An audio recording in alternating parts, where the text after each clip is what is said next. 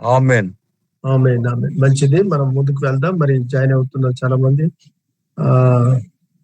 ఎందుకు వెళ్తా ఉంటే జాయిన్ అవుతా ఉంటారు. వాక్య నిమిత్తం ప్రార్థన చేద్దాం. మన మధ్యలో సూర్యపల్లి గొల్లగూడెం ప్రాంతంలో పరిచయం చేస్తున్న జీవనదిలో సీనియర్ గా ఉన్న సేవకులు డానియల్ పాస్టర్ గారు ఇది వాక్యం అందిస్తారు. దాని కొరకై మనం ప్రార్థన చేద్దాం. మన మధ్యలో ఉన్న మరి అశ్వరావుపేట నుంచి అబ్రాహం పాస్టర్ గారు ప్రార్థన చేస్తారు వాక్య నిమిత్తం. అందరూ వ్యక్తి విద్దాం. అబ్రాహం పాస్టర్ గారు ప్రార్థన చేస్తారు. ప్రార్థన చేస్తున్నారు గారు. మంచిది. మహాపరిశుద్ధుడా, ప్రేమగల ఆయన సర్వాధికారి, మీకు వందనాలు. మీకు గ్రామీణ సువార్త అయ్యా, మరి జీవనది పరిచర్య సువార్తను జ్ఞాపకం చేసుకోండి. మరి ఉదయకాల సమయంలో కాన్ఫరెన్స్ లో సేవకులందరూ కూడి నాయన మీ నామాన్ని మహిమపరుస్తుండగా మీరే కృప చూపించండి. ఇగో నాయన వాక్యం నిమిత్తం ప్రార్థన చేస్తున్నాం. మీరే మాట్లాడండి, మీరే ప్రత్యక్షం అవ్వండి తండ్రి. మరి మాకు కావాల్సిన వర్తమానాన్ని మీరు అనుగ్రహించి మీ నామానికి మహిమ తెచ్చుకోండి. ఇంకా వచ్చిన సేవకులు బట్టి వందనాలు. ఇంకా రావాల్సిన వారిని కూడా నాయన సకాలంగా నడిపించి ప్రభు ఈ కాన్ఫరెన్స్ అందరూ కూడా నాయన మరి పాల్గొంటానికి భాగ్యాన్ని అనుగ్రహించి మీ నామానికి మహిమ తెచ్చుకోండి. ఘనత మహిమ ప్రభావాలు కూడా మీకు ఆరోపించుకుంటూ యేసయ్యా మీ రెక్కల చాటును మమ్మల్ని అందరినీ కూడా భద్రపరిచి ఆత్మకార్యాన్ని జరిగించమంటూ ప్రభు మీ సహాయం కొరకు వేడుకుంటూ ఈ సమయాన్ని దీవించి మత్తయి 10:20 లోకా 12:12 ప్రకారం మాట్లాడువారు తండ్రి ఆత్మే గాని మీరు కాదని సెలవిచ్చారు. మీరే ప్రత్యక్షమే, మీరు మాట్లాడి సహాయం చేయమంటూ యేసు క్రీస్తు నామమున ప్రార్థించి వేడుకుంటున్నాము మా పరమ తండ్రి. ఆమేన్. మంచిది. దేవుని పరిశుద్ధ నామానికి మహిమ కలుగును గాక. ఆమేన్. మంచిది. దేవుని వాక్యంలోకి నేరుగా వెళ్దాం. సమయాన్ని వృధా చేయకుండా ఫస్ట్ డానియల్ పాస్టర్ గారు సూర్యపల్లి గొడవల నుంచి జీవనది పరిచయంలో సీనియర్ గా ఉన్నారు. వారు దేవుని మాటలు మనకు అందిస్తారు. ఇది డానియల్ పాస్టర్ గారు ప్రైజ్ లార్డ్ అండి. ప్రైజ్ వాక్యం తీసుకోండి. Thank you. మంచిదండి. Praise Lord. కాన్ఫరెన్స్ కాల్లో ఉన్న సేవకులందరికీ సేవకురాలకి ప్రభు పేరట వందనాలు.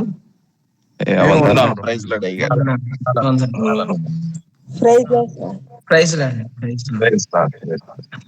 సేవకురాలు కూడా ఉంటే మంచిదండి. సేవకురాలు కూడా ఉంటే వాళ్ళు praise Lord sister. Praise Lord. వారిని కూడా ఎంకరేజ్ చేస్తే బాగుంటది. ఎందుకంటే సువార్తలో వాళ్ళు కూడా పాల్గొంటున్నారు కాబట్టి వారు కూడా మరి దేవుని మాటలు వినే అవకాశం ఉంటది కాబట్టి మంచిది. మీకు ఇబ్బంది లేకపోతే వీడియో ఆన్ చేయండి. ఇబ్బంది అంటే నో ప్రాబ్లం. మీ ఇష్టం ఎట్లయితే సరే. ఓకే.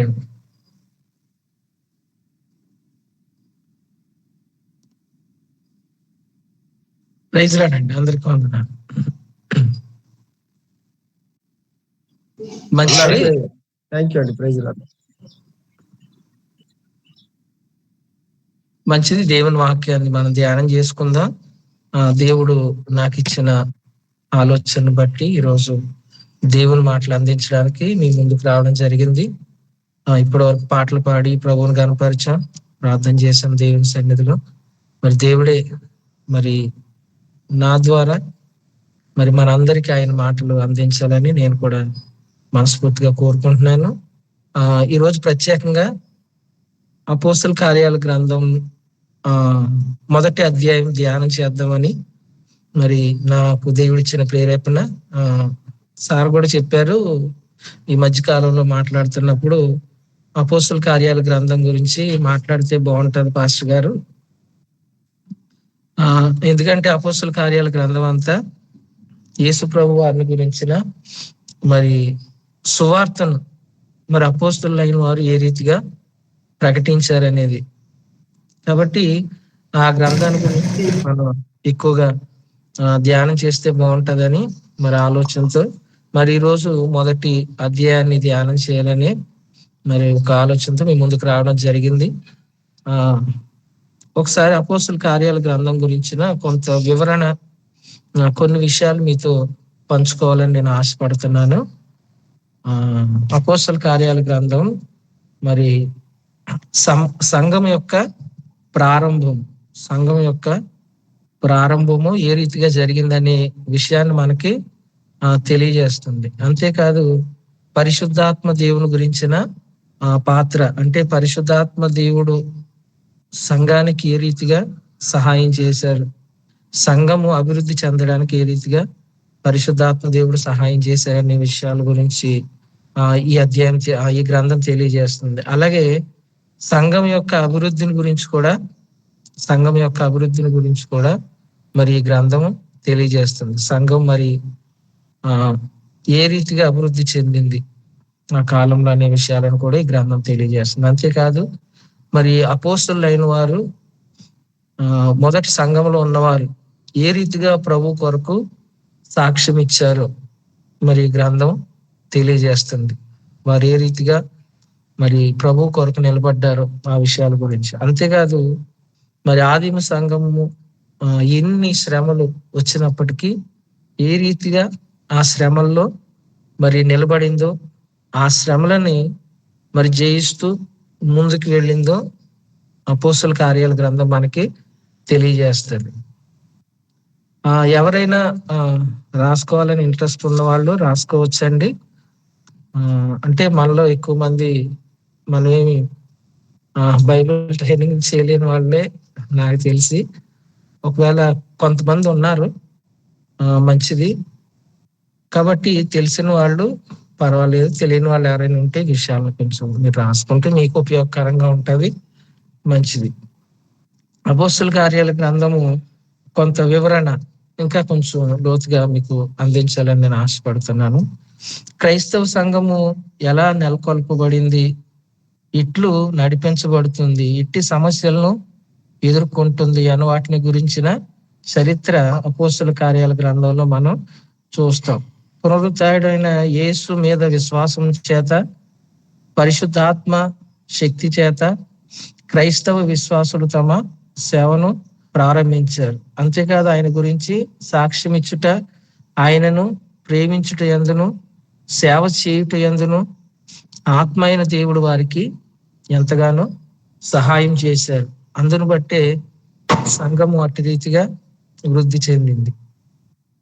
అంతేకాదు పరిశుద్ధాత్మ దేవుని గురించిన వివరణ స్వశక్తి చేత కాదు గాని సంఘము ఏర్పడడానికి, వృద్ధి చెందడానికి పరిశుద్ధాత్మ దేవుడే మరి ఆధారంగా మనకి కనబడతారు. అంతేకాదు పరిశుద్ధాత్మ దేవుడు మరి శిష్యులను దేవుని శక్తి చేత నింపి మరి వారిని బలంగా వాడుకున్నారు. అంతేకాదు దేవుడిచ్చిన వాగ్దానము నెరవేర్చబడింది. అపోస్తల కార్యాల గ్రంథం 1వ అధ్యాయం 2వ అధ్యాయంలో ప్రభు కూడా వాగ్దానం గురించే మీరు కనిపెట్టమని వాళ్ళకి చెప్పడం కూడా జరిగింది.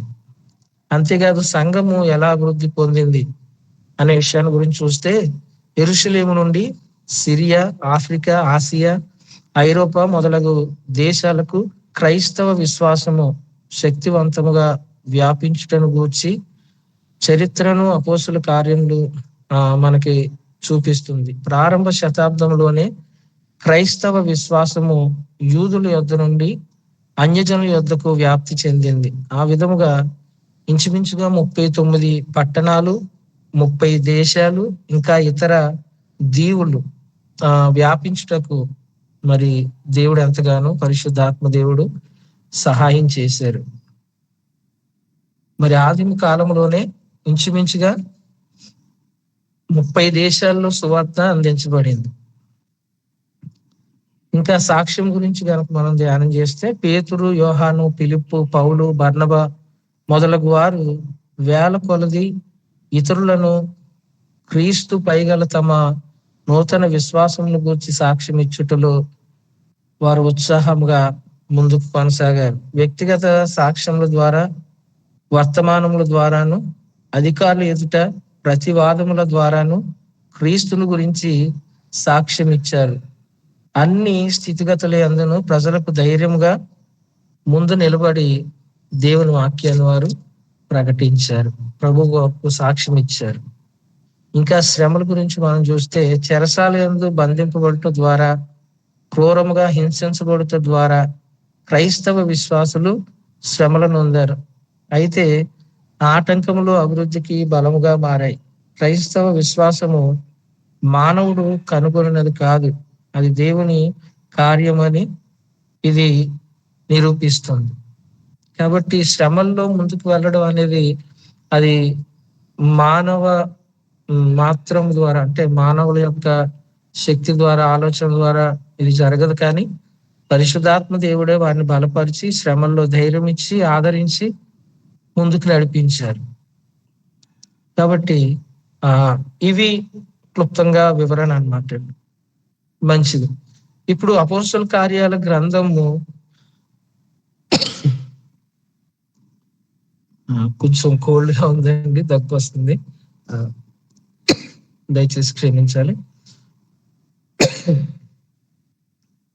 అపోస్తల కార్యాల గ్రంథము మరి ఏ కాలంలో రాయబడింది అనే విషయాన్ని కూడా మనం నేర్చుకుందాం. ఈ అంటే అంటే దేవుని వాక్యాన్ని గురించి మనం ఎంత ఎక్కువగా నేర్చుకునే అవకాశం ఉంది కాబట్టి నేర్చుకోవడానికి ఇష్టపడదు. అంటే కొంతమందికి తెలిసి ఉండొచ్చు, తెలియని వారు నేర్చుకుంటారనే విషయాలు నేను చెప్తున్నాను. మీకు ఒక చిన్న మ్యాప్ చూపిస్తాను నేను.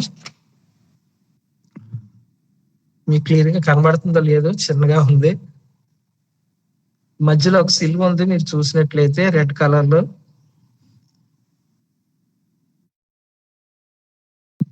పైన క్రీస్తు శకము, క్రీస్తు పూర్వం, క్రీస్తు శకం అని రాయబడింది.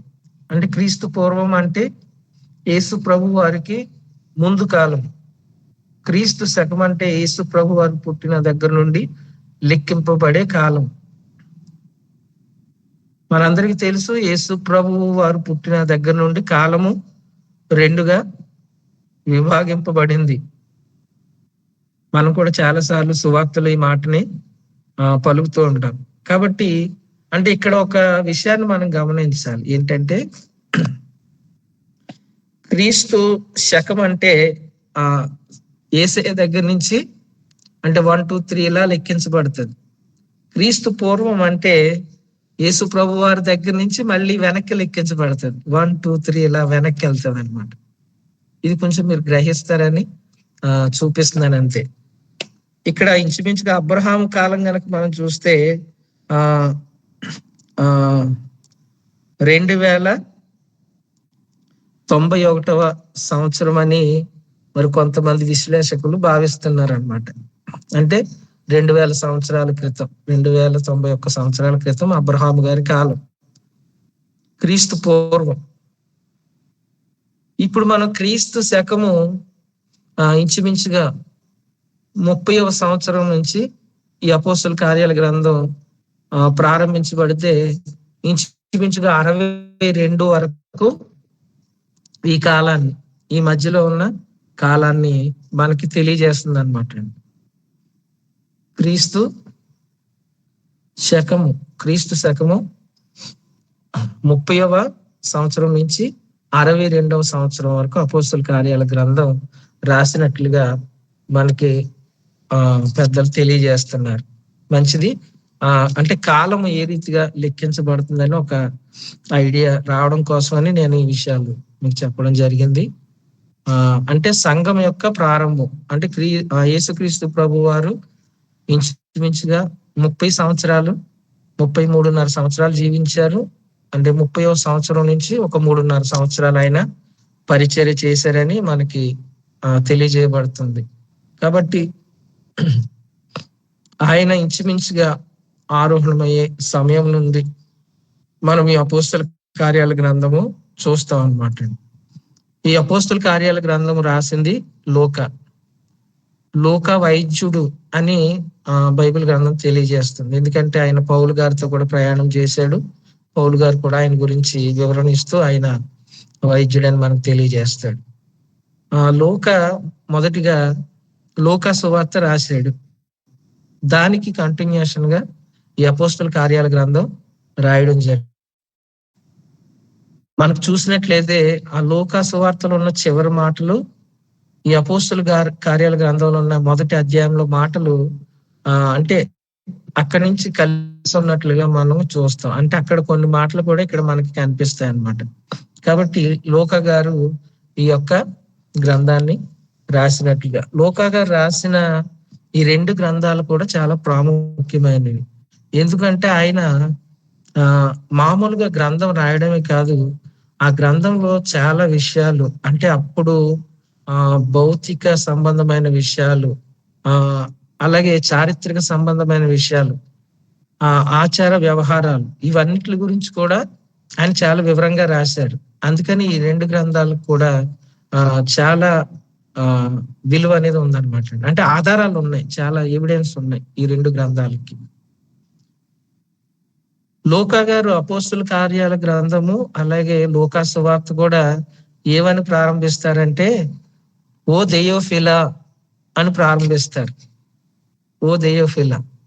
ఎప్పుడన్నా అంటే తెలియని వారు ఎప్పుడన్నా ఆలోచించారా ఆ మాట ఏంటి, ఆ మాటకి అర్థం ఏంటి అని? ఓకే, దాని గురించి కొంత మీకు చెప్పాలని నేను అనుకుంటున్నాను.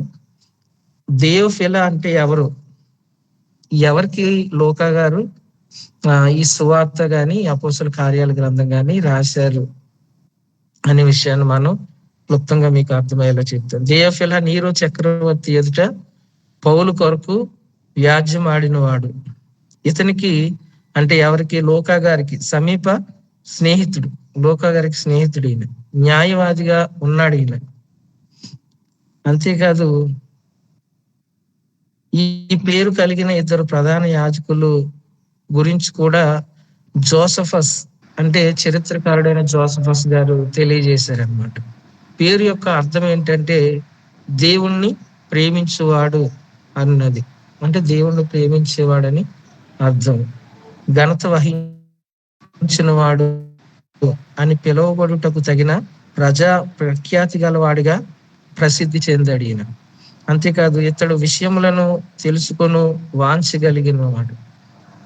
ఈయన అంటే జరిగిన విషయాలను తెలుసుకోవాలని ఆశ కలిగిన వాడు, అర్థం చేసుకోగలిగేవాడు, సామర్థ్యము కలిగిన వాడు, దైవ కార్యముల యొక్క ఉపదేశములను వినినవాడుగా ఉన్నాడు. అంటే ఈయనకి దైవ కార్యాలను గురించిన విషయాలను గురించి ఆసక్తి అధికంగా ఉన్నది. ఎవరికి? ఈ థియోఫిలా అనే ఇతనికి. ఇతను నీరో చక్రవర్తి ఎదుట పౌలు గురించి వ్యాజ్యమాడినవాడు. ఈయన ఒక న్యాయాధిపతిగా అంటే న్యాయవాదిగా కూడా ఉన్నాడనమాట. అంటే పౌలు గారి పక్షముగా నీరో చక్రవర్తి దగ్గర మాట్లాడిన వ్యక్తి. కాబట్టి థియోఫిలా అంటే బహుశా ఇప్పటి వరకు కొంతమందికి తెలియకపోయి ఉండొచ్చు. దాని గురించి తెలియజేయాలనే ఉద్దేశంతోనే ఈ మాటలు మీకు తెలియజేస్తున్నాను అనమాట. అలాగే అపోస్తుల కార్యాల గ్రంథం లూకా సువార్తలోని ప్రారంభంలో ఇదే మాట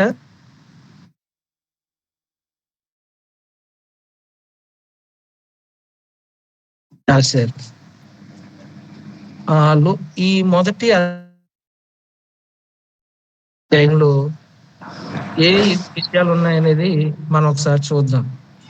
ఈ మొదటి అధ్యాయంలో పునరుత్థాన కాలము అంటే యేసు ప్రభు వారు పునరుత్థానమయ్యి మరలా ఆరోహణం అయ్యే వరకు ఆ 40 రోజుల గురించి కొన్ని విషయాలు మనం చూస్తాం ఈ గ్రంథంలో.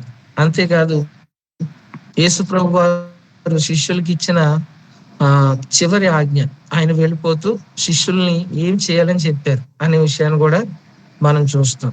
అంతేకాదు సర్వలోకానికి సువార్తను ప్రకటించాలి, దానికి తగిన సిద్ధపాటు మీరు ఏ రీతిగా కలిగి ఉండాలనే విషయాన్ని గురించి కూడా తెలియజేస్తారు. అంతేకాదు యేసుక్రీస్తు ప్రభు వారు ఆరోహణం గురించి కూడా ఈ మొదటి అధ్యాయంలో మనం చూస్తాం. అంతేకాదు ప్రభువు రాకడ యొక్క వాగ్దానం గురించి, అంటే ఆయన మరలా తిరిగి రాబోతున్నాడన్న వాగ్దానం గురించి కూడా మనం చూస్తాం. అంతేకాదు శిష్యులు మేడగదిలో ఏ రీతిగా ప్రార్థించారు దేవుని వాగ్దానం కొరకు అనేది కూడా మనం చూస్తాం.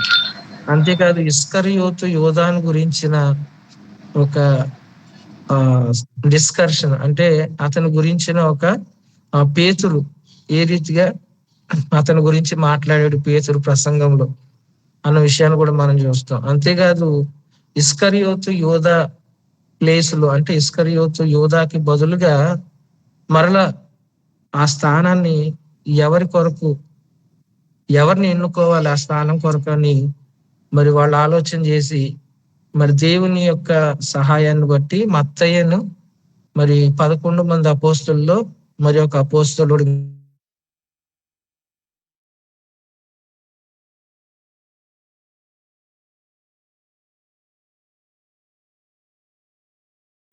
ఇప్పటి వరకు నేను కొంత సమాచారాన్ని మీకు మొదటి అధ్యాయం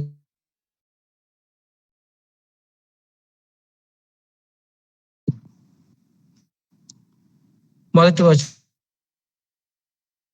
ఏర్పరచుకున్న పరిశుద్ధాత్మ ద్వారా ఆజ్ఞాపించిన చేర్చుకొనబడిన దినము వరకు ఆయన చేయుటకును బోధించుటకును ఆరంభించిన వాటన్నిటిని గూర్చి నా మొదటి గ్రంథమందు రచించితిని. దేవునికి స్తోత్రం. కాబట్టి లోకా సువార్త మొదటి గ్రంథం అంటే లోకా గారు రాసిన మొదటి గ్రంథం. ఆ గ్రంథంలో యేసు తాను ఏర్పరచుకున్న అపోస్తలులకు పరిశుద్ధాత్మ ద్వారా ఆజ్ఞాపించిన వాటిని నేను అందులో కొంత రాయడం జరిగింది.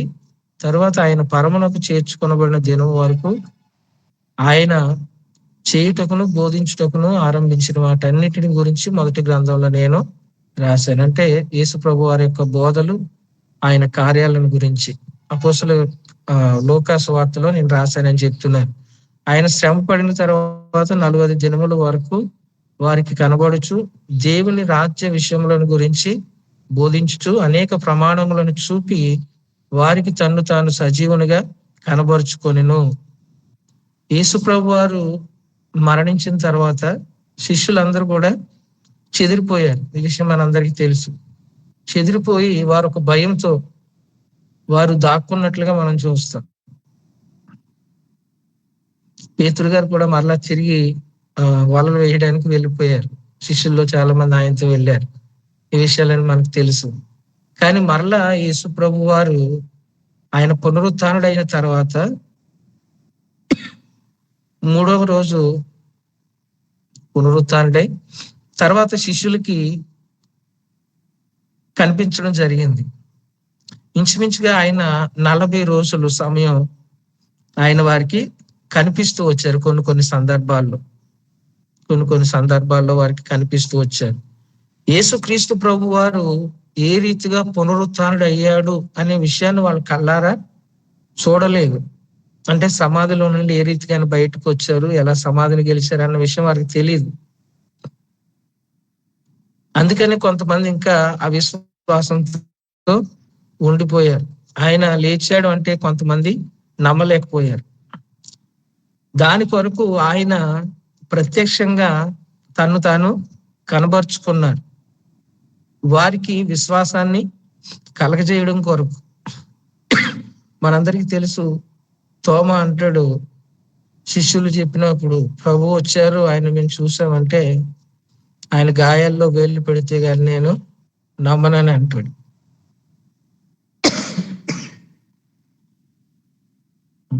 క్షమించాలి.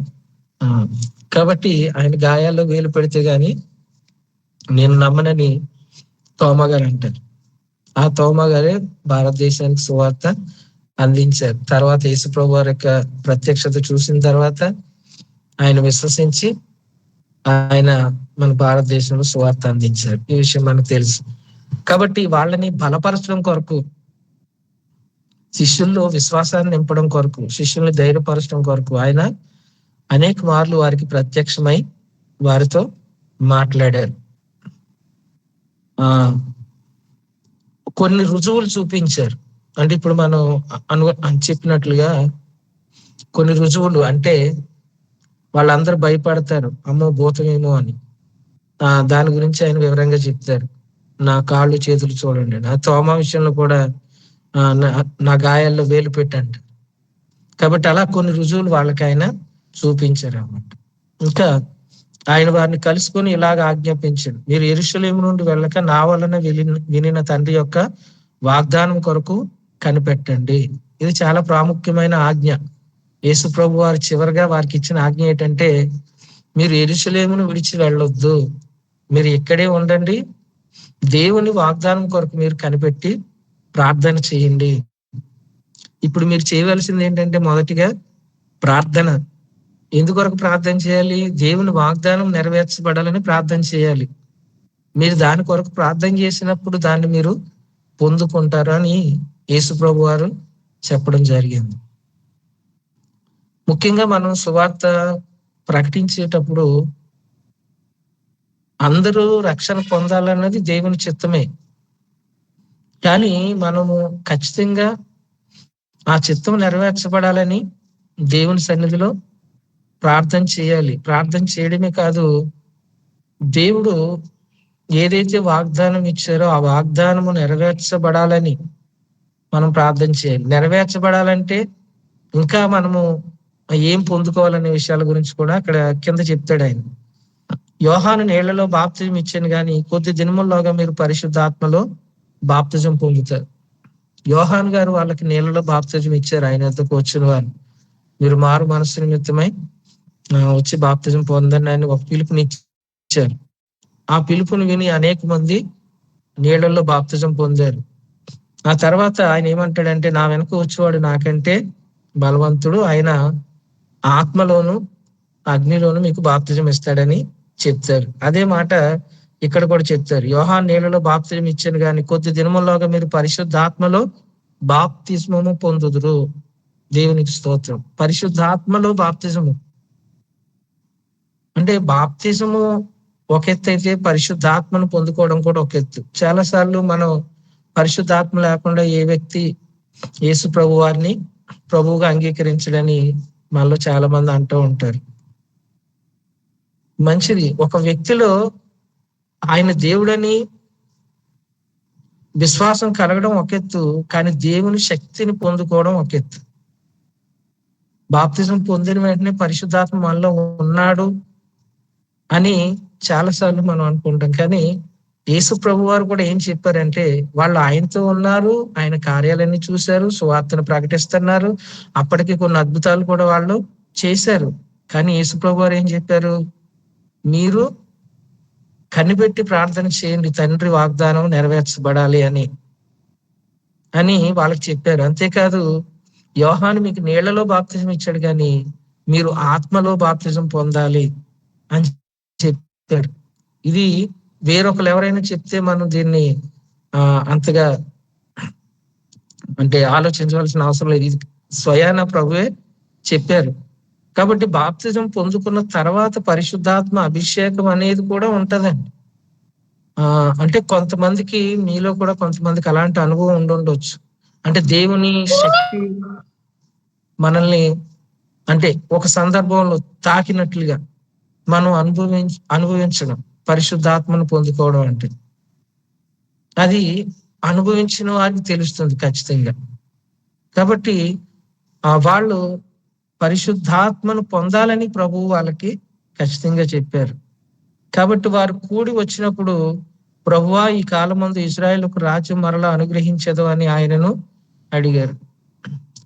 వాళ్ళు ఏం అడుగుతున్నారంటే, అప్పటికే మనందరికీ తెలుసు రోమా ప్రభుత్వం కింద వాళ్ళు ఉన్నారు, కానీ ఇప్పుడు ఇజ్రాయేల్కి రాజ్యం ఇస్తామని అడుగుతున్నారు. అప్పుడు ప్రభు ఏం చెప్పారంటే వాళ్ళకి, కాలంలో సమయంలో తండ్రి తన స్వాధీనం ముందు ఉంచుకొని ఉన్నాడు, వాటిని తెలుసుకుంటే మీ పని కాదు. కాబట్టి కాలాలు సమయాల గురించి మీరు ఆలోచన చేయొద్దు. మీరు దేవుని యొక్క వాగ్దానం కొరకు, ఆయన ఏది చేయమన్నారో దాని కొరకు ముందు ఆలోచించండి.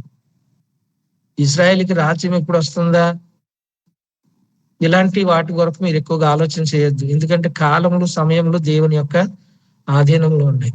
మనలో కూడా చాలా మంది క్రీస్తు రాకడ ఇదిగో ఇప్పుడు అప్పుడు అని చాలా సార్లు వింటూ ఉంటాం. కొంతమంది సీనియర్ దైవజనులైన వాళ్ళు చాలా మంది మాట్లాడుతుంటారు, డేట్లు కూడా ఇచ్చేస్తుంటారు, సంవత్సరాలు కూడా ఇచ్చేస్తుంటారు. కానీ అవి ప్రాముఖ్యమైనవి కాదు, అవి తెలుసుకోవడం అంత ప్రాముఖ్యం కాదు. కానీ దానికి తగిన సిద్ధపాటు కలిగి ఉండడమే ప్రాముఖ్యం. కాబట్టి కాలాలు సమయాలు అన్ని కూడా దేవుని ఆధీనంలో ఉంటాయి. కానీ మనము దేవుడు మనకిచ్చిన బాధ్యతను మనం సక్రమంగా నెరవేర్చే వారిగా మనం ఉండాలని ప్రభు అక్కడ ఈ మాటను బట్టి తెలియజేస్తున్నాడు. అంతేకాదు 8వ వచనం, ఆయనను పరిశుద్ధాత్మ మీ మీదకి వచ్చినప్పుడు మీరు శక్తి పొందెదరు గనుక మీరు యెరూషలేములోను యోదయ సమరయ దేశములు అంతటను భూదిగాంతముల వరకును నాకు సాక్షులైందిరని వారితో చెప్పాను. కాబట్టి పరిశుద్ధాత్మ దేవుడు ఎప్పుడైతే మీలోకి వస్తాడో, మిమ్మల్ని బలపరుస్తాడో, అప్పుడు మీకు దేవుని గురించిన చాలా విషయాలు ఆయన బోధిస్తాడు. పరిశుద్ధాత్మ దేవుడు దేవుని గురించిన చాలా విషయాలు మనకి నేర్పిస్తాడు. కాబట్టి పరిశుద్ధాత్మ దేవుణ్ణి మొదటిగా పరిశుద్ధాత్మను మీరు పొందుకొనండి అని యేసు ప్రభు వారికి చెప్తున్నారు అన్నమాట. పరిశుద్ధాత్మ దేవుడు సహాయం లేకుండా మనం సువార్త పరిచర్య, అంటే సువార్త పరిచర్యనే కాదండి, దేవుని పరిచర్య మనం చేయలేము. ఒకవేళ అలా చేసినట్లయితే ఆ పరిచర్య సంతృప్తికరంగా ఉండదు. కాబట్టి పరిశుద్ధాత్మ దేవుని సహాయము ద్వారా మనం దేవుని పరిచర్యను చేయాలి. మన సొంత జ్ఞానము గాని, మన సొంత ఆలోచన గాని, మన సొంత బలము గాని ఏది పనికిరాదు. కాబట్టి పరిశుద్ధాత్మ దేవుని సహాయం ద్వారానే మనం ముందుకు వెళ్ళాలి.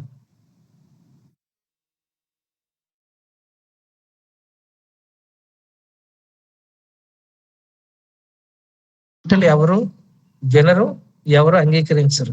కాబట్టి పరిశుద్ధాత్మ దేవుడు సహాయం ద్వారా కనుక మనం మాట్లాడగలిగితే, మనం మాట్లాడే మాటలు ఆ వినేవారికి వినబుద్ధి పుట్టించేవిగా ఉంటాయి. పరిశుద్ధాత్ముడి దేవుడే వారిలో ఆత్మకార్యం జరిగిస్తాడు. అందుకని మనం మాట్లాడడం కాదు, కానీ మనలో ఉన్న పరిశుద్ధాత్మ దేవుడు మాట్లాడితే అద్భుతమైన కార్యాలు మనం చూడగలుగుతాం పరిచర్యలో. అంతేకాదు పరిశుద్ధాత్మ దేవుడు ఒక శక్తితో మనల్ని నింపుతాడు. అంటే మన స్వశక్తి కాదు, దేవుని యొక్క శక్తితో మనం నింపబడినప్పుడు మనం చేసే పని కూడా అది ఫలభరితంగా ఉంటది. ఇంకేం చెప్పారంటే ఆయన యెరూషలేములోను యోదయ సమరయ దేశముల యందంతటను భూదిగాంతాల వరకు. యెరూషలేము అంటే వాళ్ళు ఉన్న పట్టణము, యోదయ అంటే యూదయ ప్రజలు యూదులు, అలాగే సమరయ అంటే అన్యజనులు, అలాగే భూదిగాంతాల వరకు అంటే ప్రపంచ దేశాల్లో ఉన్న ప్రజలందరికీ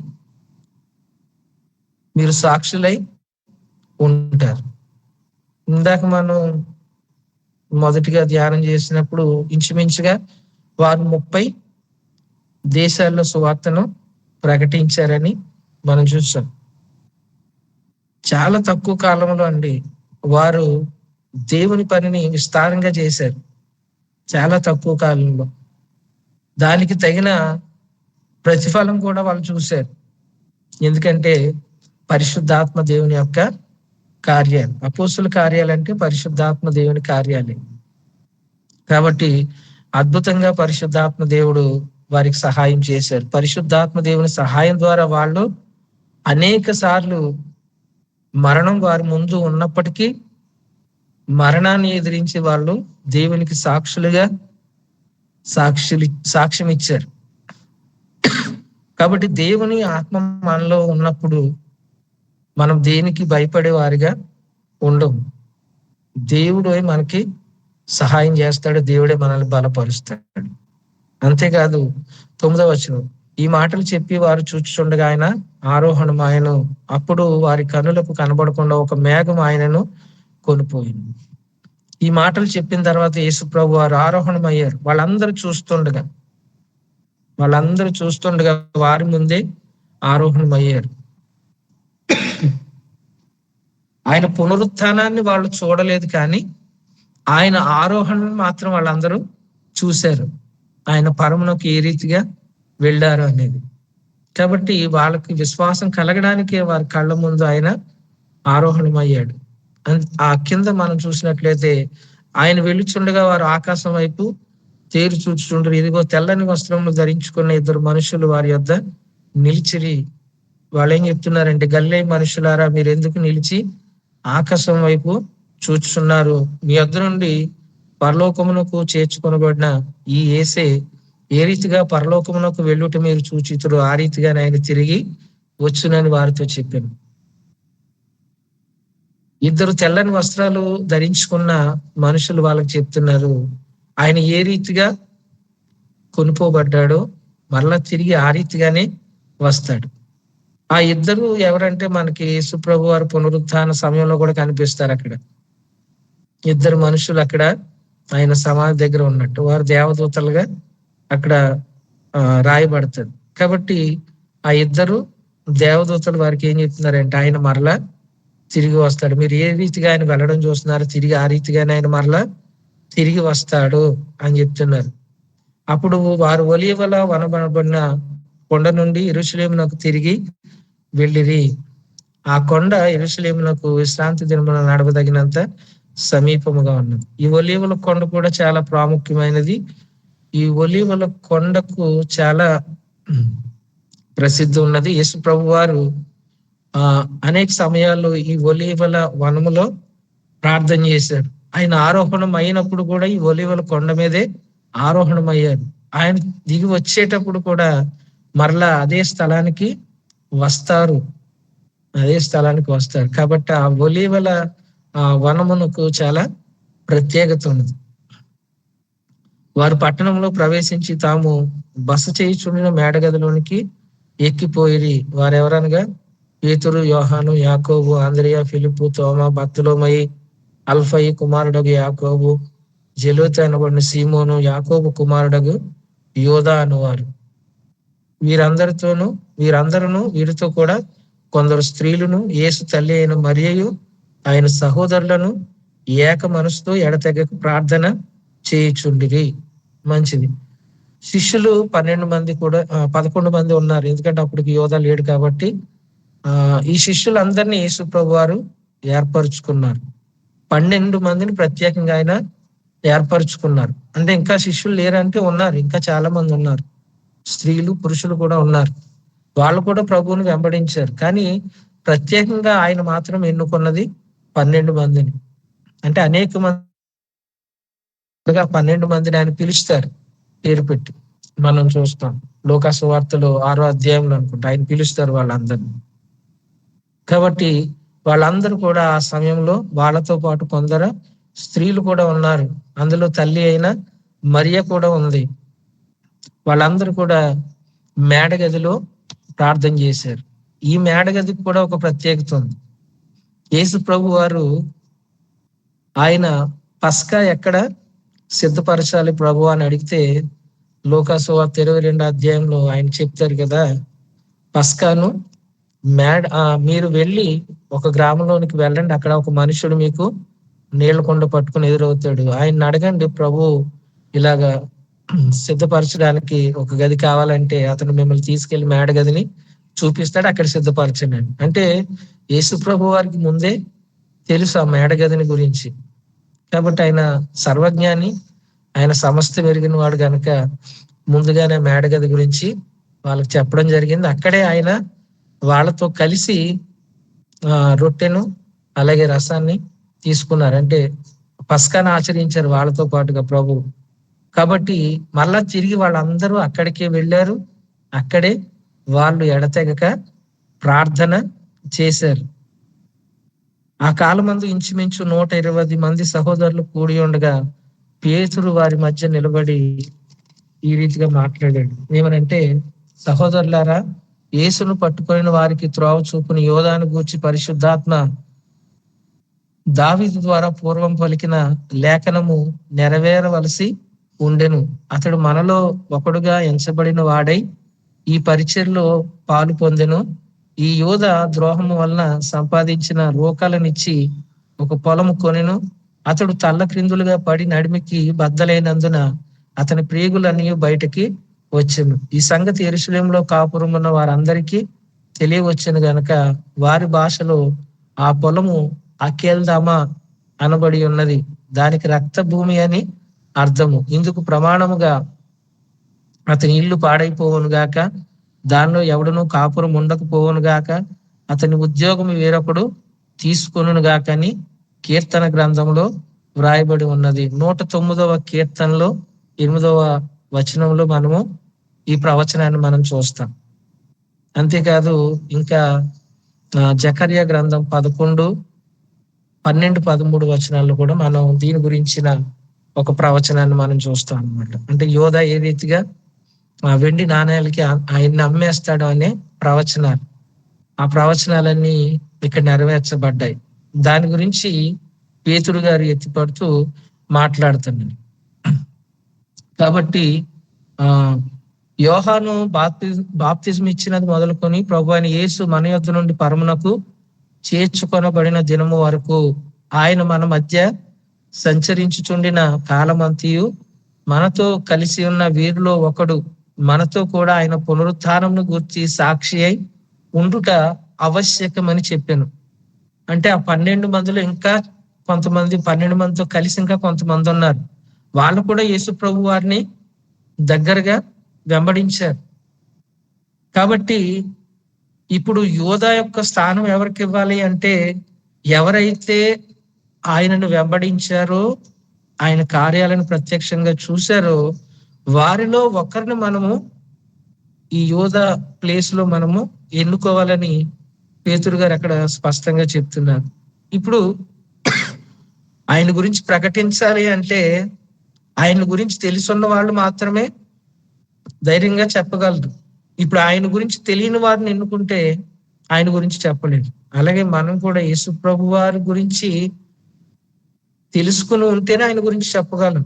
అంతేగాని మనకు వాక్యం తెలియకుండా సువార్త చెప్పమంటే ఏం చెప్పగలం? మనకే వాక్యం తెలియదు, మనం సువార్త చెప్పాలంటే అది మన వల్ల అయ్యే పరిస్థితి కాదు.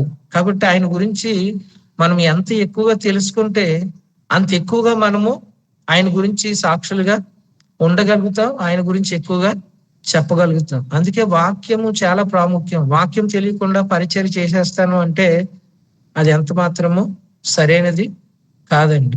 కాబట్టి వాక్యాన్ని నేర్చుకోవాలి. తప్పనిసరిగా ప్రతి ఒక్కరూ వాక్యాన్ని నేర్చుకోవాలి. వాక్యాన్ని గురించిన అవగాహన మనకు ఉండాలి. అందుకని నేను ఇది ఒక టీచింగ్ లాగా చెప్పడానికి ఇష్టపడుతున్నాను. ప్రతి వచనాన్ని మీ ముందు ఉంచడానికి ప్రయత్నం చేస్తున్నాను. ప్రతి వచనానికి సంబంధించిన ఇంచుమించు దాని గురించిన అవగాహన, అంటే చాలా మంది తెలుసు అనుకోండి, తెలియని వారు కూడా ఉన్నారు మనలో కొంతమంది. వాళ్ళందరూ చక్కగా నేర్చుకోవాలని ఈ రీతిగా చెప్పడం జరుగుతుంది. మంచిది. కాబట్టి తెలిసిన వారిని మనము ఎన్నుకుందాము అని ఆ తర్వాత ఇద్దరు గురించి వాళ్ళు చీట్లు వేస్తారు. ఆ మాట కూడా చదువుదాం. అప్పుడు వారు యూస్తు అని మారు పేరు గల బరబ్బా అనబడిన యోసేపు మత్తయ్యను ఇద్దరిని నిలవబెట్టి ఇలా ప్రార్థన చేశారు. ఏమని? అందరి హృదయములను ఎరిగి ఉన్న ప్రభువా, తన చోటుకి పోగొట్టుకు యోధ తప్పిపోయి పోగొట్టుకున్న ఈ పరిచర్లోను అపోస్తులత్వంలోను పాలు పొందుటకు వీరిద్దరిలో నీవు ఏర్పరచుకొనిన వారిని కనబరచమని వాళ్ళు ప్రార్థన చేశారు. అంతటి వారు వీరిని గూర్చి చీట్లు వేయగా మత్తయి పేరట చీటి వచ్చాను గనుక అతడు 11 మంది అపోస్తులతో కూడా లిఖింపబడిను. దేవునికి స్తోత్రం. కాబట్టి ఇప్పుడు ఆయన గురించి ఎరిగిన ఇద్దరు మనుషులు వాళ్ళు నిలవబెట్టి వాళ్ళ ఇద్దరి గురించి చీట్లు వేశారు. ప్రభువా, నీ చిత్తంలో ఉన్న వారిని ఎవరినో బయలుపరచని వాళ్ళ దేవుని మీద ఆధారపడినప్పుడు దేవుడు మత్తయి పేరిట చీటి వచ్చేలాగా చేశాడు. అంటే అప్పట్లో యూదుల సంస్కృతిలో లేకపోతే ఆచారంలో ఆ చీట్లు వేసి ఏదైనా ఒక నిర్ణయాన్ని చేసేవారు. మనకి యోనా గ్రంథంలో కూడా చూస్తాం, చీట్లు వేస్తే ఆ చీటి యోనా పేరిట వస్తుంది. కాబట్టి అలాంటి ఒక సంస్కృతి కూడా ఉండేదన్నమాట. కాబట్టి ఆ చీట్లు వేసినప్పుడు మత్తయ్యని దేవుడు ఎన్నుకున్నట్లుగా వాళ్ళు భావించారు. ఎందుకంటే మత్తయ్య పేరిట ఆ చీటి వచ్చింది. కాబట్టి 12 మంది అపోస్తుల్లో ఆయన కూడా ఒకడుగా చేర్చబడ్డాడు. ఇక్కడితో ఈ మొదటి అధ్యాయము ముగిసింది. ఈ మొదటి అధ్యాయం అంతా మనం ధ్యానం చేసాం. మంచిది. ఇప్పుడు మీ అందరినీ ఒక మాట నేను అడుగుతాను, నివృత్తి సమాధానం చెప్పండి. అపోస్తులు అంటే ఎవరు?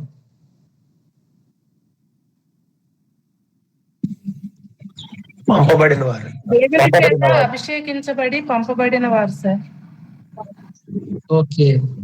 పంపబడిన వారు దేవుని చేత అభిషేకించి పంపబడిన వారు. దేని కొరకు పంపబడ్డారు?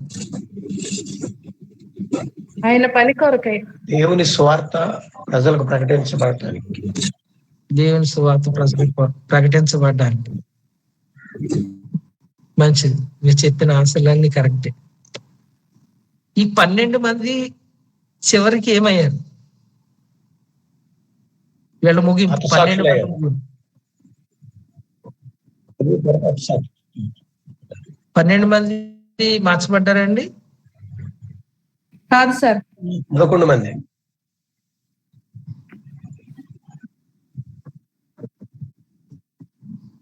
ఆయన తీసేసిన తర్వాత మళ్ళీ వారిని ఎన్నుకున్నారుగా, మొత్తం ఎన్నుకున్నారుగా. ఆ ప్లేస్ లో సౌల్ని ఎన్నుకున్నారు. పౌల్ని పౌలు ఎన్నుకోలేదండి. అదే అందుకని వాక్యం మనం బాగా తెలుసుకోవాలి.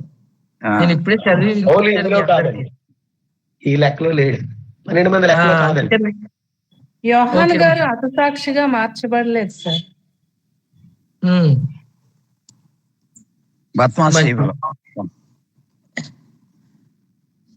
మంచిది. ఓకే ఓకే, ఒకసారి మీరు అందరూ మ్యూట్ లోకి వెళ్తే నేను ఒకసారి మాట్లాడతాను. చరిత్రకారులు చరిత్ర ఏం చెప్తుందంటే 12 మంది కూడా ప్రభు కొరకు హతసాక్షులు అయ్యారు. 12 మంది కూడా హతసాక్షులు అయ్యారని చెప్తుంది.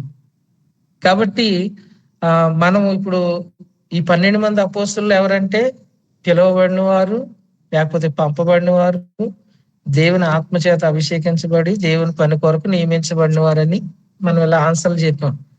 కానీ అక్కడ చాలా మంది శిష్యులు ఉన్నారు యేసు ప్రభు వారితో. కానీ 12 మందికి ఒక ప్రత్యేకతను దేవుడు ఇచ్చాడు. ఆయన ఏమంటాడంటే, నన్ను వెంబడించేవాడు తన సిలువను ఎత్తుకుని నన్ను వెంబడించాలి. చాలా ప్రాముఖ్యమైన మాట. చాలా మంది వెంబడించారు ప్రభువుని, కానీ ఆ వెంబడించిన వారిలో సిలువను ఎత్తుకుని వెంబడించిన వారు కొంతమంది ఉన్నారు. కాబట్టి వాళ్ళ అవసరమైతే ప్రాణాలు కూడా ఇవ్వగలరు అన్న విషయము ప్రభువుకు ముందే తెలిసి ఉండొచ్చు, నాకు తెలిసి. అందుకని ఆ 12 మందిని ఆయన ఎన్నుకున్నాడు. ఆ 12 మంది కూడా హతసాక్షులు అయ్యారు ప్రభు కొరకు. వాళ్ళు ఎక్కడ భయపడలేదు మేము చనిపోతామని. చావుకి ఎదురెళ్ళారు వాళ్ళందరూ, చావుకి ఎదురెళ్ళారు. చంపేస్తామన్నా కూడా సువార్తని ఇప్పుడు ఆపలేదండి. కాబట్టి నేను ఎందుకు అడిగానంటే మిమ్మల్ని అందరినీ ఈ విషయం గురించి మీకు చెప్పాలని. పంపబడిన వారు లేకపోతే పిలువబడిన వారు అనే మాటలు ఎంతో వాస్తవమో, అలాగే ప్రాణం ఇచ్చిన వారు. అపోస్తులు అంటే ప్రభు కొరకు ప్రాణం ఇచ్చిన వారని నేను అంటాను. కాబట్టి ఈరోజు నిన్ను నన్ను కూడా దేవుడు, అంటే లోకంలో చాలా మంది ఉండగా దేవుడు మనల్ని పిలుచుకున్నాడు తన పని కొరకు, మనల్ని ఏర్పరచుకున్నాడు తన పని కొరకు. ఇంకా మనకంటే గొప్పవాళ్ళు లేరని కాదు, మనకంటే గొప్పవాళ్ళు, తెలివైన వాళ్ళు, జ్ఞానం ఉన్నవాళ్ళు, బలం ఉన్నవారు, సామర్థ్యం ఉన్నవాళ్ళు చాలా మంది ఉన్నారు. కానీ నిన్ను నన్ను ఎందుకు ఎన్నుకున్నాడంటే, అవసరమైతే ఆయన కొరకు మనము ఎంత త్యాగం చేయడానికైనా సిద్ధపడి ఉండాలి అని ఈ అపోస్తుల కార్యాల గ్రంథం ద్వారా మనం నేర్చుకుంటున్నాం. కాబట్టి ప్రియమైన దైవజనులారా, దైవజనురాళ్ళారా, మీరందరూ కూడా అవసరమైతే ప్రభు కొరకు ఎంత త్యాగం చేయడానికైనా సిద్ధంగా ఉండాలి. సువార్తను ప్రకటించడానికే మనము చాలా సార్లు వెనకబడిపోతున్నాం. అంటే కొన్నిసార్లు అయిష్టంగా, లేకపోతే కొన్నిసార్లు రాలేని పరిస్థితుల్లో ఇలా ఉంటున్నాం. కానీ వాళ్ళ జీవితమే ఆ సువార్త పని కొరకు త్యాగం చేసేసారు. ఇంకా వాళ్ళు ఆ పని తప్పితే వేరొక పని లేదు. అపోస్తుల కార్యాల గ్రంథం మనం ముందు అదిలో చూస్తే, వాళ్ళు మేము వాక్యాన్ని బోధించడానికి ప్రార్థన చేయడానికి సమయం ఉండలేదు కాబట్టి పంచిపెట్టే కార్యక్రమంలో మేము ఉండం, కాబట్టి ఆ పని కొరకు కొంతమందిని మీరు ఎన్నుకోనండి అని కూడా అక్కడ వాళ్ళు చెప్పడం జరుగుతుంది. ఒక 7గురిని ఎన్నుకుంటారు. వాళ్ళు ప్రత్యేకంగా పరిచయం కొరకు వాళ్ళని అభిషేకిస్తారు. ఎందుకంటే మేము దేవుని పని మాత్రమే చెయ్యాలి. అన్న ఉద్దేశంతో. కాబట్టి ఈరోజు మనం ఎంతవరకు దేవుని పని నమ్మకంగా చేయగలుగుతున్నాం, ఎంత సమర్పణతో చేయగలుగుతున్నాం, ఎంత బాధ్యతాయుతంగా చేయగలుగుతున్నాం అనేది చాలా ప్రాముఖ్యం. అంతేకాదు ఈ అధ్యాయంలో మనం ధ్యానం చేసినట్లుగా మన సొంత జ్ఞానం ఎప్పుడు పనిచేయదు దేవుని పనిలో. కాబట్టి దేవుని ఆత్మ చేత మనం నింపబడి దేవుని పని చేసినట్లయితే ఆ పని ఫలభరితంగా ఉంటుంది. అప్పుడు దేవుని చిత్తం నెరవేర్చబడుతుంది. కాబట్టి మనం సువార్త ప్రకటించేటప్పుడు ఆత్మ పూర్ణులుగా మనం సువార్త ప్రకటిస్తే దేవుడు తన ఆత్మ కార్యాలు అప్పుడు ఏ రీతిగా దేవుడు చేశాడు ఇప్పుడు కూడా ఆయన చేయగల సమర్థుడు ఆయన. కాబట్టి ఆ కాలంలో జరిగినాయండి, ఈ కాలంలో జరగలేదని బోధ చేసేవాళ్ళు కూడా చాలా మంది ఉన్నారు. ఏ కాలంలో అయినా ఆయన ఏకరీతిగా ఉన్నవాడు, నిన్న నేడు నిరంతరం. కాబట్టి ఆయన ఇప్పుడైనా ఆయన కార్యాలు చేయగలడు. కాబట్టి మనము దేవుని శక్తితో నింపబడినట్లయితే, దేవుని పరిశుద్ధాత్మ శక్తితో నింపబడినట్లయితే ఆయన కార్యాలు ఖచ్చితంగా ఆయన చేస్తారు. అలాగే మనం చేసే సువార్త పని కూడా ఫలభరితంగా ఉంటుంది. కాబట్టి ఆ రీతిగా దేవుడు మనందరినీ బలపరిచి ఆయన పనిలో ఆయన పరిచయంలో వాడుకోవాలని మనస్ఫూర్తిగా కోరుకుంటున్నాను. ఈ మాటలు దేవుడు దీవించి ఆశీర్వదించును గాక. సమయం వచ్చిన దయచేసి ప్రత్యేక సమయాన్ని అలాగే ఇప్పుడు వచ్చింది అందరికి కూడా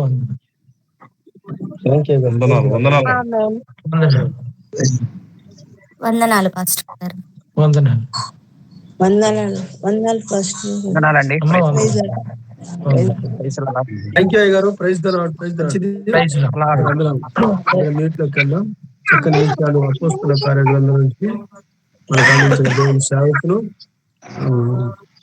డానియల్ పాస్టర్ గారికి ప్రభు పేరిట వందనములు. వాక్యం కొరకు చిన్న ప్రార్థన చేద్దాం. అదే విధంగా వాక్యం కొరకు ప్రార్థన చేద్దాం. దయచేసి గమనించండి.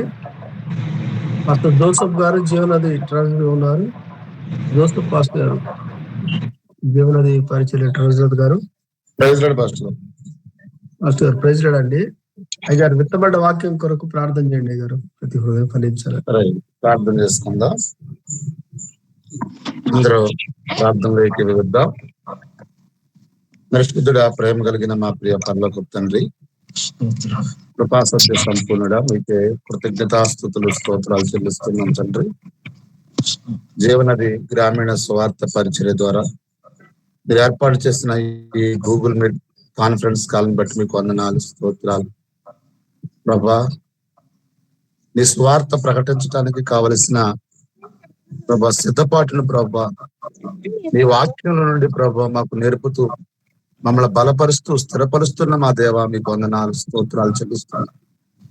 ప్రభా, నీ దీనదాసులు డానియల్ గారిని నిలబెట్టుకుని అయా చరిత్ర ఆధారంగా అనేకమైన అయ్యా ఇదిగో మాకు తెలియని విషయాల్ని ప్రభా మీరు తెలియపరుస్తూ తండ్రి అయా స్వార్థను మేము ఎలా ప్రకటించాలనేది ప్రభా అయా స్పష్టంగా మీరు మాతో మాట్లాడారు ప్రభు. అయా ఆనాడు అపోస్తులు నీ చేత పంపబడిన వారు ప్రభు తన ప్రాణమును సైతం లెక్క చేయకుండా ప్రభు అయా తన సిలువును వారు ఎత్తుకొని ప్రభు నేను ప్రకటించినట్లుగా ప్రభు ఈ రోజు గ్రామాల్లోకి మేము స్వార్థ ప్రకటించడానికి వెళుతుండగా ప్రభు తండ్రి ప్రభు మమ్మల్ని జ్ఞాపకం చేసుకుని మమ్మల్ని బలపరిచినందుకు వందనాలు.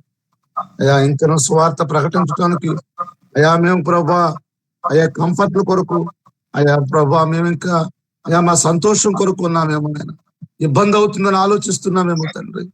అయా నాడు నువ్వు పంపబడిన అపోస్తులు ప్రభా అయా మీ వాళ్ళ ప్రాణముల సైతం లెక్క చేయకుండా స్వార్థను ప్రకటించారు తండ్రి. అట్టి కృపను మాకు ఇవ్వండి నాయన.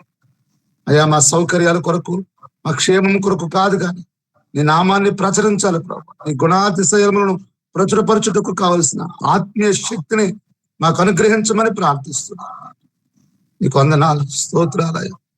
ఎన్నో కొత్త విషయాలు ప్రభు అయా చారిత్రక ఆధారంగా ప్రభు నేర్చుకోవటానికి తెలుసుకోవటానికి మీరు చూపిన కృపను పట్టిస్తూ ఆత్మీయంగా మమ్మల్ని బలపరిచినందుకు వందనాలు ప్రభు. నేనైతే బలహీనుడను అయా ఇదిగో ప్రభు నీ కృప తోడుగా ఉంచి ఆ బలహీనతలు సరిదిద్ది నీ స్వార్థ పరిచయలో అయ్యా ఇదిగో ప్రభు నీ కొరకు ధైర్యంగా నిలబడే సామర్థ్యాన్ని మాకు అనుగ్రహించి మమ్మల్ని బలపరచమని ప్రార్థిస్తున్నాను. నా తోటి సేవకులను ప్రభు అయ్యా సువార్త ప్రకటిస్తున్న సేవకురాలని, పరిచారకులను సమస్తాన్ని మీరు దీవించండి. నీ కొరకు ప్రభువా మా ప్రాణముల సైతం లెక్క చేయకుండా నిన్ను ప్రకటించే ధైర్యపు ఆత్మతో మమ్మల్ని నింపమని వేడుకుంటున్నాం తండ్రి. వాక్యం అందించిన నీ దాసులు జ్ఞానులు గారిని బలపరచండి. ఇంకను ఇడంతల ఆత్మతో అభిషేకించి బలపరిచి వాడుకోండి. అయ్యా ఇదిగో ప్రభా ఈ గూగుల్ కాన్ఫరెన్స్ నాయకత్వం చేస్తున్న అశోక్ గారిని బలపరచండి. మంచి ఆత్మీయ జ్ఞానాన్ని ఇచ్చి బలపరచమని ప్రార్థిస్తున్నాం. స్వార్థ పరిచయకు నాయకులుగా ఉన్న ఐదుగో ప్రభా ఆంధ్రప్రదేశ్ జీవనది గ్రామీణ స్వార్థ పరిచయ అధ్యక్షులు జాషువా పాల్ గారిని బలపరచండి. మంచి ఆత్మీయ జ్ఞానంతో ప్రభా అయా ఇదిగో నీ కృపతో నడిపించమని వేడుకుంటున్నాం.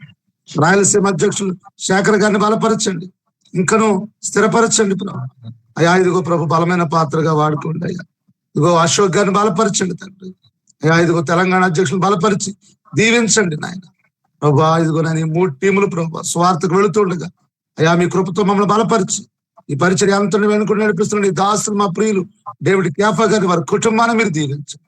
సమస్త విధములైన కృపతో సముద్రం అంత సమృద్ధిని కుటుంబాలను గ్రహించమని వేడుకుంటున్నాను ప్రభా. సహాయం చేయండి. దేవనది పరిచయంలో స్వార్థ పరిచయంలో ప్రతి సేవకుడు మీరు బలపరిచి ఈరోజు వాక్యాన్ని ద్వారాగా మమ్మల్ని అందరినీ బలపరిచి నీ కొరకు తండ్రి అయా ఇదిగో ప్రభు మమ్మల్ని మేము సమర్పించుకుని తండ్రి ప్రాణార్పణంగా పోయబడే కృపను గ్రహించమని, వాక్యం అందించిన దాసును దీవించి ఆశీర్వదించమని, వారి పరిచయం వారి కుమారుని సంపూర్ణమైన ఆరోగ్యాన్ని స్వస్థపరిచమని మయం పొందుకోమని పునరుద్ధరణ యేసు క్రీస్తు వారి నామమున ప్రార్థించి అడిగి పొందుకునే నాము తండ్రి.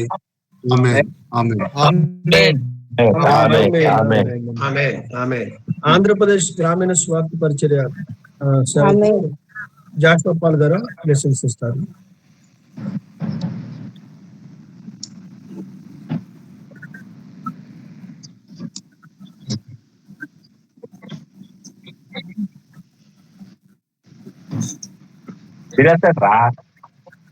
మంచిగా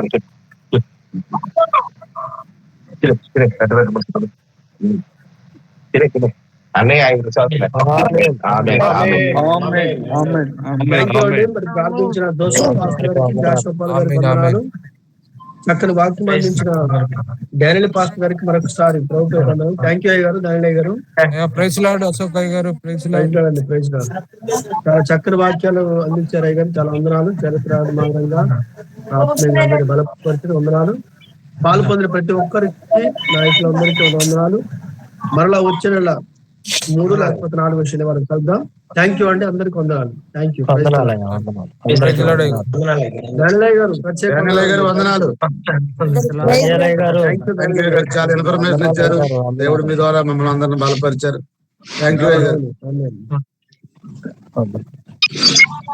అనిల్ అయ్య గారికి వందనాలు. అలాగే జోసఫ్ అయ్య గారికి వందనాలు. అశోక్ అయ్య గారికి ప్రభుకుమార్ గారు, అయ్య గారికి థ్యాంక్ యూ అండి. థ్యాంక్ యూ అందరికీ. Thank you. ప్రైజ్ లార్డ్ అండి. Praise Lord. అందరికి వందనాలు. Praise Lord. Praise Lord. Praise Lord. అందరికి ప్రైజ్ లార్డ్. అందరికీ వందనాలు. బాగుండ్రా దేవునిది వందనాలు. Praise Lord. సేవకులకు అందరికి వందనాలు. Praise Lord. ప్రైజ్ లార్డ్ అయ్యారు. వందనాలు. అబ్రహం గారు వందనాలు. ప్రైజ్ లార్డ్ అయ్యా. Praise Lord. వందనాలండి.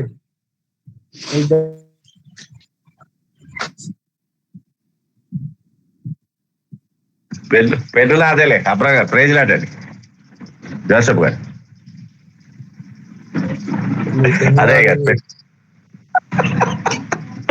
Praise lord. పెన్ను కాదయ్య గారు. అంతేరా? ఓకే. ఓకే వందనాలు. అందరికీ వందనాలు.